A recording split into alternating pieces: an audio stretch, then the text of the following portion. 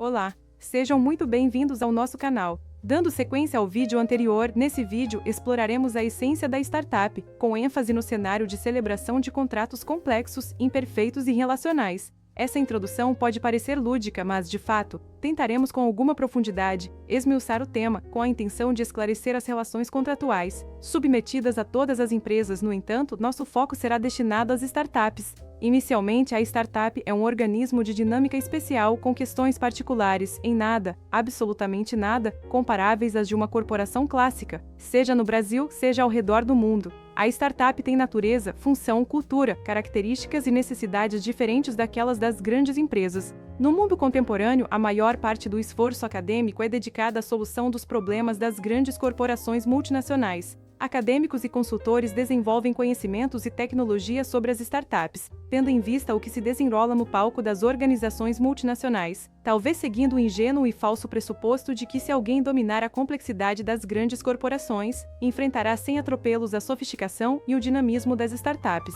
No vídeo anterior, demos ênfase a este cenário, mas aqui, vale enfatizar sobre o modelo de negócios de uma startup. É um negócio de altíssimo risco. Detém um diferencial competitivo intensivo em conhecimento aplicado à inovação. Vive em um ecossistema de fomento à cooperação competitiva. Estrutura-se por meio de contratos complexos, imperfeitos e relacionais. Abordaremos este tema mais à frente. Apresenta dinâmica de transitoriedade societária permanente. Precisa de mão de obra especializada e hipersuficiência do empregado. Depende da relevância de um sócio minoritário estratégico, por exemplo. Estimula a esquizofrenia funcional dos sócios empreendedores.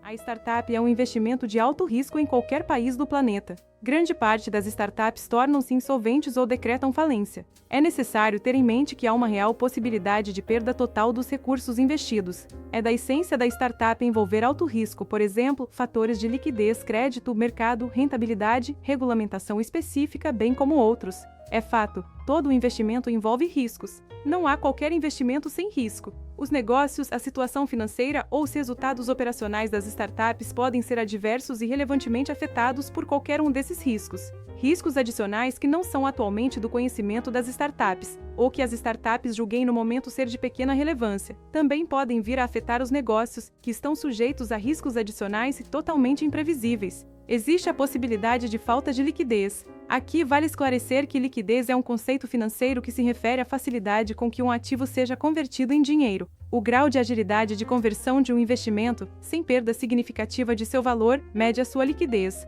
Um ativo é tanto mais líquido quanto mais fácil for transformá-lo em dinheiro vivo, ou seja, a liquidez pode ser entendida como a medida de interesse que o mercado tem em negociar esse ativo. Startups não podem ser alienadas com facilidade e rapidez. Outro ponto importante e que intriga muitos investidores do mercado convencional. Nas startups não se espera pagamento de dividendos. Dividendo é a parcela do lucro apurado pela sociedade que é distribuída aos sócios, geralmente por ocasião do encerramento do exercício social. É possível, mas raramente as startups distribuem dividendos aos seus sócios. De forma geral, os lucros das startups são destinados ao reinvestimento em suas atividades, como forma de alimentar o crescimento escalável da empresa e de criar altíssimo valor para os seus sócios.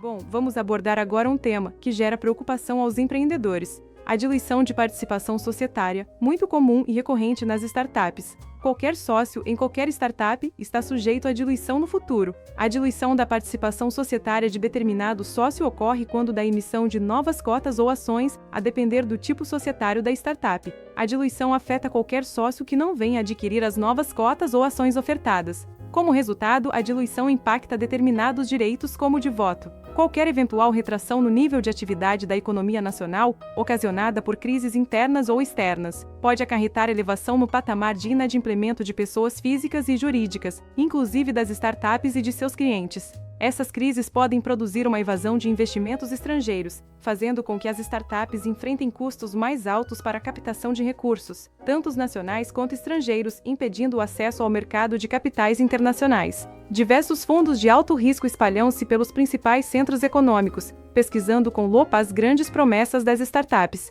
Outro mecanismo de investimento é a realização de parcerias entre bancos públicos e privados, unindo a capacidade de oferta de crédito dos primeiros, pelo prisma de política pública, ao poder de mentoria de capacitação dos últimos. De qualquer forma, por mais que este tema preocupe empreendedores, a diluição societária representa um assertivo sucesso, pois há um genuíno interesse na obtenção de participação societária, representando uma boa expectativa no futuro, uma vez observada a performance atual da startup. Portanto, é esperado que você, empreendedor, tenha a sua participação societária em qualquer startup, diluída. E claro, tal diluição necessita de estruturação técnica minuciosa e estratégica, observando todos os detalhes e nuances que esta diluição representará para o empreendedor.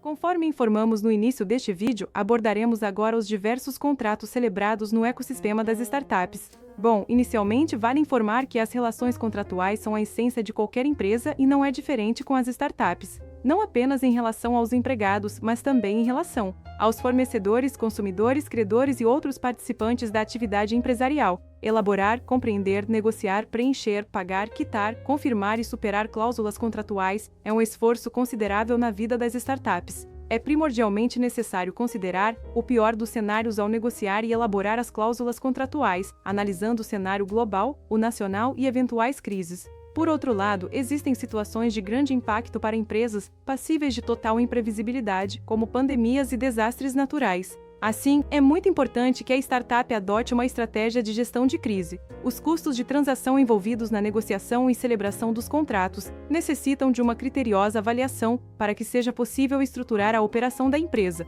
Uma regra muito importante no ecossistema das startups remete ao fato de que todo e qualquer contrato precisa ser muito bem negociado. Para que seja possível maximizar os resultados, vamos a alguns exemplos de contratos típicos. Contratos unilaterais. Apenas uma das partes possui obrigações, como ocorre nos contratos de doação, mútuo ou comodato. Contratos bilaterais. As obrigações das partes são recíprocas e independentes, de forma que cada um dos contratantes ocupa o polo passivo e ativo da relação contratual. Contratos de adesão. O poder decisório sobre as cláusulas que irão reger o contrato é imposto unilateralmente às startups por bancos, operadoras de telefonia, concessionárias de serviços públicos e toda uma gama de empresas online, as quais adotem o modelo SaaS, Software as a Service, dentre outros agentes.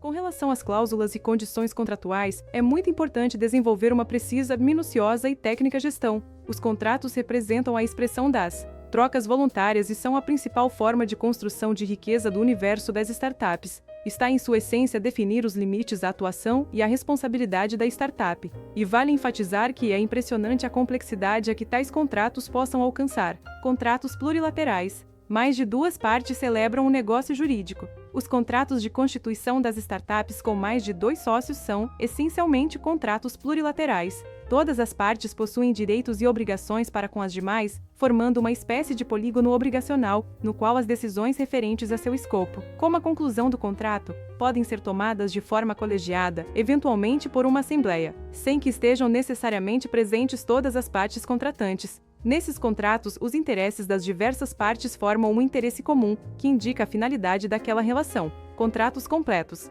são aqueles capazes de especificar todas as características de uma transação. É realmente impossível prever, no momento de execução do contrato, todas as eventualidades que possam ocorrer futuramente e, consequentemente, gerar conflitos entre os contratantes. Este é um risco inerente ao universo das startups e do ecossistema de venture capital, assim como qualquer atividade econômica que busca a inovação por meio do conhecimento. Contratos incompletos são essenciais às startups e ao venture capital, pois, quando o tema é inovação, nem todas as informações que sejam relevantes para determinado contexto são conhecidas pelas partes no momento da contratação, considerando a racionalidade limitada dos indivíduos. É impossível prever todas as contingências que um contrato possa abranger.